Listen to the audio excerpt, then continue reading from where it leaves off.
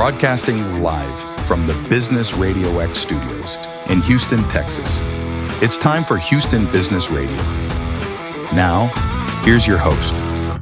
Hello, Houston. Trisha Stetzel here, bringing you another episode of Houston Business Radio. It is my pleasure to introduce you to my guest and my friend, Scott Hartsfield, Chief Development Officer at Focal Point and a leader in business coaching, leadership development, and organizational growth. With more than 2 decades of experience, Scott has helped individuals and organizations unlock growth, develop high-performing leaders, and drive meaningful business transformation. At Focal Point, he leads strategic initiatives focused on expanding a global network of business coaches and helping professionals transition into successful coaching careers. In addition, Scott is the CEO of Supporta Education Group, where he partners with higher education institutions to improve enrollment strategies and outcomes. Known for his energy, maybe his laugh, insight, and practical approach, Scott brings real-world strategies that help leaders grow their businesses, lead more effectively, and navigate career transitions with confidence. Scott, welcome to the show. Thank you so much, Trisha. Appreciate you having me on today.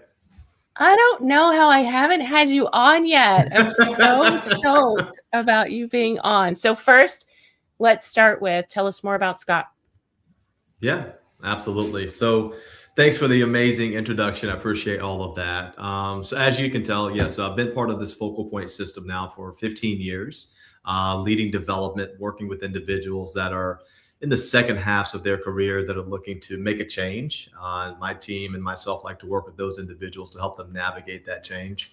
But just a little bit about me personally, I'm originally from Durham, North Carolina, if you can't tell from the Southern accent a little bit.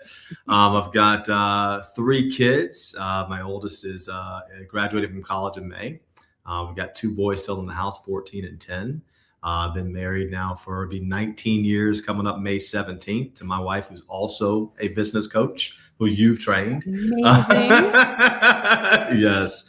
Yeah, absolutely love the work that I'm doing here at Focal Point, and happy to be here today. Oh my gosh. Shout out to Teresa. We love her. Thank you. We Yes, might like Teresa's you a little amazing. bit, Scott. Definitely leveled up. I'd love to hear what led you to doing this work with Focal Point. So give me some background on who Scott is and how you grew up in this leadership development space and how you actually landed here at Focal Point. It's an interesting story. It's actually kind of serendipitous as you kind of think about it. So, grew up, my dad's always been a strong business leader. He's been in executive level roles for a very long time, but he started at the very bottom. He was a janitor sweeping floors in a retail shop and just, kept trying to influence himself to get into positions. And my career started very similarly. We grew up in the church, so very faith-based, and I've always looked at things that allow me to serve and to help others. But I started my career early on. I was working in property management. I had a job where I was leasing apartments. And one day there was a gentleman by the name of Mr. Nellaway. He was the president of a university. He came in looking for an apartment. We met. He asked me several questions that made me think of, I was like, why is he asking me all of these detailed questions? He was asking me, like, do I like my job? And how much money do I make? And things like that. And so I didn't realize he was at the time recruiting me. And he said, hey, I want you to come over to our university and help us to grow our admissions department. We want to help to recruit more students. And, I didn't know a lot about the role, but it sounded, attractive. And so I took this job to go out and work as an admissions rep. And so at this time, I was new to Jacksonville, Florida. I was living in Jacksonville, Florida at the time, and was serving in the church. I was working with our Angels Tree ministry, where we worked with the youth, the inner city youth. And these were the folks that their parents were typically away. Most of them were in prison. And so I worked with those kids. And so when I took on this job, as much as I loved it, it really impeded on my ability to continue to serve deeply in the church, right? So had a meeting with our pastor, Pastor McKissick Sr. And so I went to him with this challenge. I said, hey, I really want to serve and I really want to help, but my job is not really allowing me to with the hours that I work. And he said, what do you do? I said, I work with students and I help them to navigate life and I help them to go and make a change through education, find their career path through education. He said, Scott, that's your ministry. I was like, okay, well, and so I put a pause on the angel, tree ministry and started using the work that I was doing in college admissions, really as my ministry. And so what I loved about that role was we weren't just selling education; we were really transforming lives. We had people come to us from all walks of life, where they were the first one in their family to go to school, or all types of firsts for them. And so there was a lot of challenges that they were up against because they had just never gotten to this stage before. And I wanted to bring them hope. I wanted to make sure that they knew, hey, there is a better way. You can do this. And a lot of it was sometimes us just believing in them. And so I progressed in that. I remember one day, maybe 6 months in, I had gotten a Rookie of the Year trophy for helping the most people, get recruited into school. I didn't even keep track of the numbers. I had gotten so involved into the people's lives and their stories that I realized I was one of our top recruiters. And so one day, my boss, his name was Montrez Lucas. Shout out to Montrez. He's amazing. He was very influential in my growth. He called me in his office, Scott Hartsfield. I was like, oh crap, I'm getting fired. And so I go in his office and he said, hey, the corporate is putting together a team called the A team. They want you to be part of this. And they want this team they want you to do whatever you're doing here and roll this out to all of our campuses at large. We had 11 locations. And so I took on this role. Overnight, I became my boss's boss, which was pretty weird. That's a whole nother conversation, right? That's a whole nother conversation. And so I did that for a while. I was helping other institutions do what we were doing, transforming lives and making the work that we were doing in college admissions more about the people and their stories and less about just the numbers and the profitability that came with that transaction. And so being part of that, I got a tap on the shoulder and somebody said, hey, I think you could do what you're doing at a higher level in franchising. Okay. Now I had, never really looked at franchising before. Didn't really know much about franchising. I had always had this entrepreneurial mindset. Everything we did growing up, I started a business around it. And originally I was going to reject this opportunity because I said, I don't want to be selling franchises to people. I want to, I like what I'm doing. I'm changing lives. He said, no, I think you could make the same life changes on a different stage. And so my wife, Teresa, my girlfriend at the time, she said, I think you should take this on. I think you would do really well in this opportunity. And so it was really that advice that encouraged me to step into this new space, right? And so got into doing recruitment for franchising, helping people navigate the world of business ownership. Did that successfully for 5 or 6 years with a consulting company that was based out of Europe. Had a lot of fun, learned a ton. I learned a ton. And during that, I bumped into Steve Thompson, who's the CEO of Focal Point.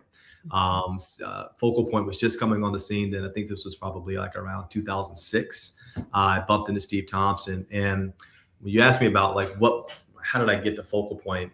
When I heard Steve talk about the work that we do at Focal Point, it really took me back to the work that I was doing in college admissions. They were really about the impact, the transformation. They had this whole saying around the pebble on a pond, and that really resonated with everything in my core. I was like, this is what I like to do. This is me. And so got to know Steve, ended up coming on to be a recruiter, ended up taking over our recruitment department for Focal Point. I became a franchisee at Focal Point, so I do some coaching on the side. My wife became a franchisee, and so that's just been kind of my journey of how I got to Focal Point, the long version. The long version. I think that's actually the short version. I think we still have time, Scott. Yeah. We still have time for more questions. Yeah. I heard you say something that really resonates with me. And I heard the reason why I asked you on the show is because you said this before, and it's people and their stories. Mm-hmm. Can you expand on that? Why that's so important to you? It really sits with you to get to know the people and their stories. Yeah, it's something for me. I'm a curious person by nature. I'm the type of person, if we meet, I've never met a stranger. And when we meet, I like to really know who you truly are. Like, I don't like to just say, hey, how are you doing? I really am genuinely interested to know, how are you doing? Right. And I know that, a lot of the people because a lot of what I do is in the business world, and a lot of people, it's a more of a corporate environment. Sometimes things tend to stay at the surface, and we never get to the core and the why. And I'm genuinely interested in what that is. I'm always like, my kids always laugh at me. I'll ask people when I meet them right away, what's your middle name? My kid's like, why are you asking what their middle name? Like, I want to know. Like, I really want to know. I asked you your middle name before, right? And so I just have this interest in really understanding what that is, because to me, that's the driver. And a lot of the times, because of our environments, we have to hide who we are, right? And, I call it, kind of marrying your why with your what. Like, I like to be in roles where I can be my authentic self, get to know your authentic self. And that can still be part of my job, but I want to be able to really unpack kind of what's driving that why and that purpose. Because to me, that's the engine for who we are as people. And there's no need to cover that up, right? And once we can really tap into what that is, that's when you can really start to go places that you never thought you could go. And so I love really getting down to that root cause of what's that driver. Love that. I thought you were just making middle names up. That's what I liked about you so much. You just make middle names up, or a middle initial, right? Middle initial. There you go. Absolutely. Yeah. So I've always worked to get to those. So I appreciate you asking that. Of course. All right. So I do want to jump into coaching, but before we get there, I know there are some folks out there that would already love to connect with you, Scott. So What's the best way to connect with you? Yeah, best way to connect with me would probably be on LinkedIn. You can just go right to my LinkedIn page, type in Scott Hartsfield. So you may be able to share this as well after the show as well. But yeah, hit me up on LinkedIn. Would love to have a conversation or explore anything that may be on your mind. Awesome. And if you can't find him, just reach out to me. I'll make sure you get connected. Yeah. And of course, it'll be in the show notes. So if you're sitting at your computer, you guys can just point and click and go straight to his profile. All right, Scott, if it's okay, I'd like to jump right into coaching. So one, I want you to tell us what Focal Point is as a franchise. And then I want to talk about the types of people that we attract as franchisees. Yeah. So Focal Point is a business coaching and executive leadership coaching franchise model. And, the word franchise, I know sometimes people hear that for the very first time. We think about, Chick-fil-A and Burger King and all of these different types of things. Franchising is really just a word to describe, a proven system and a process that provides support. That's really what a franchise is. And so the franchise that we have is business coaching, and it's a structure around people that want to become a business coach. And so all of our franchisees themselves, they are business coaches. These are typically folks that are looking to leverage their experience. And I'll share a little bit more about that when we talk about the profile. But we've structured the way people can get into business coaching by providing curriculum, by providing, a system and a process for people to follow that's proven when they're working with individuals to increase their business revenues or help them with their challenges.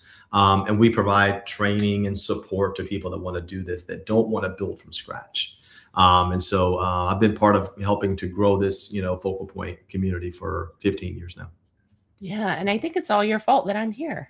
Yes. Sure. I may have indirectly had something to do with that. Maybe indirectly.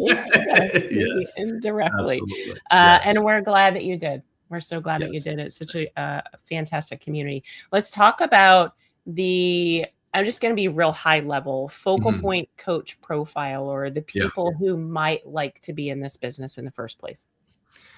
Yeah. So, I speak with every single person that comes through Focal Point that's considering this opportunity. And there is a standard and a profile that we are always looking for.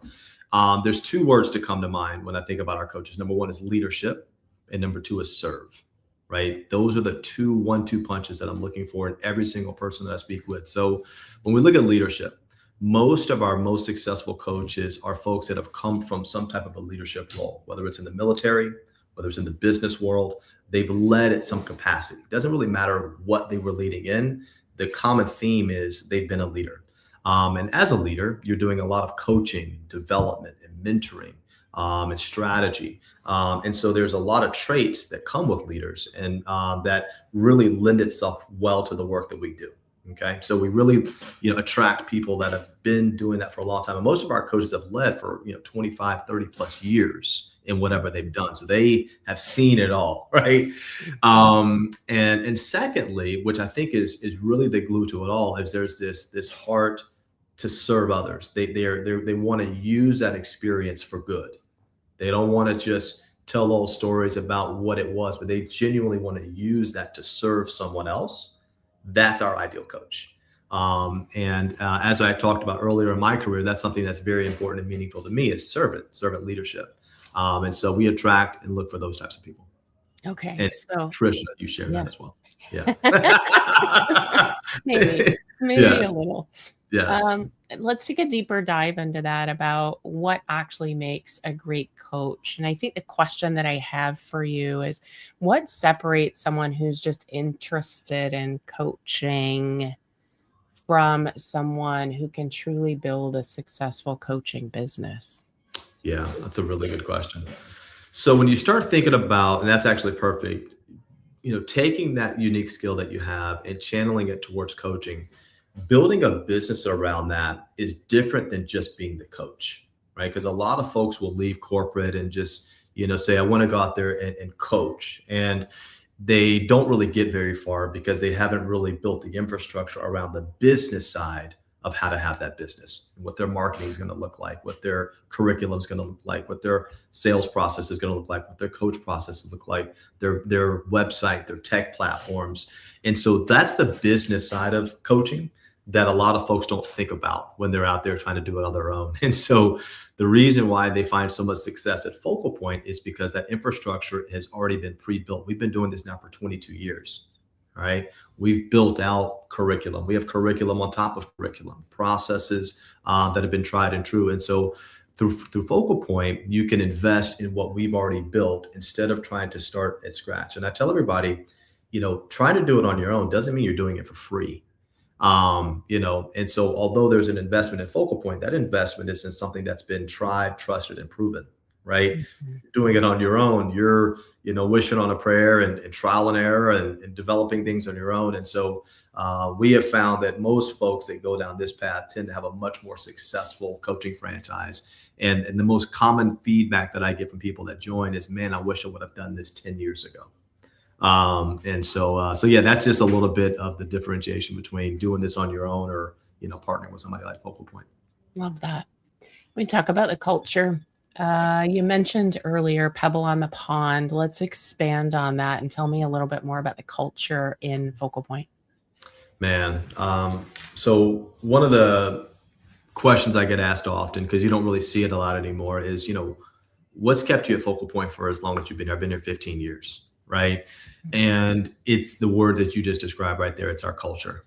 It's real. One of the things about Focal Point that impresses me the most is before we built out the structure of this business with curriculum and content, the culture was predetermined. They said, we want a business that represents these culture points. Right. And those culture points have really been woven and intentionally designed in every single thing we do, from recruitment to the time that our coaches are running their practices. And so the couple things that I'll talk about with our culture: number one, it's real. Number two, it comes from the people. So when we recruit great people that fit that culture, it just continues to multiply. We have our annual conferences where we all get together. It's literally a family reunion. We have one coming up in a few weeks here in San Diego, but it's a very collaborative culture. And a lot of it's because of those two things. We brought in the right people that are leaders. We brought the right people in that want to serve, and that starts to blossom this culture. But for me, there's a few things that really stand out about our culture. Number one is integrity. Integrity is one of those culture points that all businesses will love to put in their mission or vision or whatever. But it's one of those, integrity is tough, because that's doing the right thing no matter what. When somebody's not looking, doing the right thing. When somebody is looking, doing the right thing. And if you're going to be a business coach that's influencing and helping others, you need to always do what's right. And Focal Point has a culture where that's at the center of what we do. We have a very transparent arrangement with our clients. We're not here to sell coaching or do something that just benefits us as a coach. We're here to benefit what our clients' needs are. Mm-hmm. And that to me is pure and it's raw and it's what I love. I also love the fact that our culture represents legacy. When you talk about this pebble on a pond, this is actually bigger than the client that we're coaching. Because when we coach that client, there's a ripple effect that happens. We start to create change within their office, which starts to create change within their community and their families. I've seen so many different coach stories. We do these interviews at conferences where we interview our clients that have been coached by our coaches. And I've watched so many of these interviews, and most of them typically are emotional with tears attached to them. And they talk about that ripple effect. And sometimes our coaches don't realize that until they've gotten involved. So I love the fact that legacy was something that we wanted our coaches to be able to participate in. And it's what our coaches are looking for when they're doing something like this. So I could go on and on about culture, but those are just a few that really stand out. On and on and on and on. You do have some really great coaches, and I appreciate that you and your team are really vetting for the right people to be a part of this culture, because it is special. It's very special. And the pebble on the pond is something that resonates with all of us who are a part of Focal Point. Okay. What's next for Scott Hartsfield? So you've done a lot of things, and a lot of it has been around coaching, mentoring, bringing people to the right places, being involved in the right things. What's next for you? That's so awesome. That's the big question, right? I've got a wonderful team around me of people that I've been leading and developing over the years. I own a coaching franchise with Focal Point. I own another company as well. And, as I do all of these different things professionally, my family is growing. I've got 3 kids, 10, 14, and 21. And I start to think about, how I'm there for them. I coach flag football. I'm very involved in their lives. And my daughter's looking to go off and be an attorney. And I told her, hey, you should go into franchise law so I can leverage you.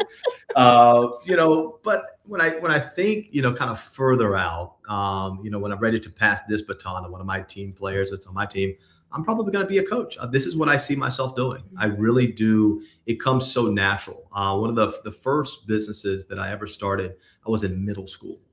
And from there, every single thing that we did that we found interest in, we turned it into a business. That business that we started back in middle school was a street hockey league.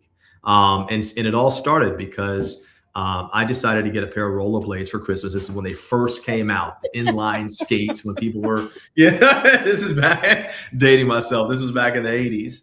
And my friends all got rollerblades. And I said, you know what? We started playing, and then we picked up some hockey sticks and started playing hockey in the neighborhood. I said, we ought to start a league, right? And I was like, I think I was like 10 or 12 or something like that. I said, well, if we're going to start a league, we need to get a sponsor. I didn't even really understand what sponsors were. I just knew that if you had a league, you needed a sponsor. I didn't realize the relationship with a sponsor. So I rode my bike down to this place called Life Cycle Fitness. It was a local place that sold bikes at a store. And I said, hey, we need a sponsor. And he said, okay, great. What do you guys need? I said, what do you mean? I said, we need a sponsor. He said, no, what do you need? And I was like, oh, wow. Okay. I said, well, since you're asking. My shopping list. Yeah, we need jerseys. We need foot.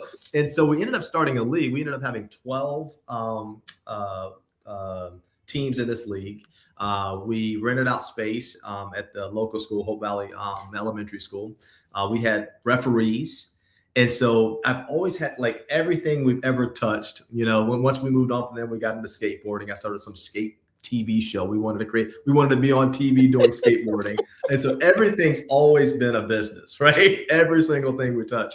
And so naturally, I just have this affinity towards business ownership and entrepreneurship and helping people get into this space because it's so freeing. You don't have to have a job. And so I see myself long-term really just playing heavily into this coaching space and leadership. Oh, yeah. We can let go of the JOB. I love it. Yes. Put that behind you. Yeah. There's a better way. Oh, my goodness. All right. Yeah. Last question as we get to the back end of our conversation. For someone who is listening that's feeling ready for that next chapter, whether that's growing their business or even stepping into coaching as a business, what's one step they can take this week to move forward?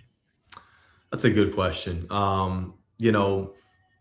A lot of people that I help, I'll kind of address this from the recruitment side of helping people transition into Focal Point. A lot of people want, our journey takes about 4 to 6 weeks to help someone figure out if this is the right move for them. And when they get to that and they do figure out this is the right move, they tell me, man, if you'd have told me 2 months ago, I'd be starting my own business in coaching, I'd have thought you were crazy because it wasn't on my radar, right? I wasn't even thinking about that, right? So I would encourage you to take the very first step and just explore. right? We have conversations. They're not sales conversations. We're not trying to sell you anything. I would just explore what it could look like for you, right? We have a very open process where you get a chance to speak with coaches that have already done this before you. They'll show you their story. So I would encourage you to hit me up on LinkedIn or connect with Trisha, speak with me or somebody from my team and have an initial conversation just to explore if this could make sense for you. Okay. We're going to always come back to that cultural point of integrity. We're going to make sure that this is the right move. It's a mutual process. And so I would just encourage you to take the first step. You may learn that business ownership is for you. You may learn that it's not for you, right? And but you only will know unless you take the first step. And so I'd be happy to have that conversation with you at any time.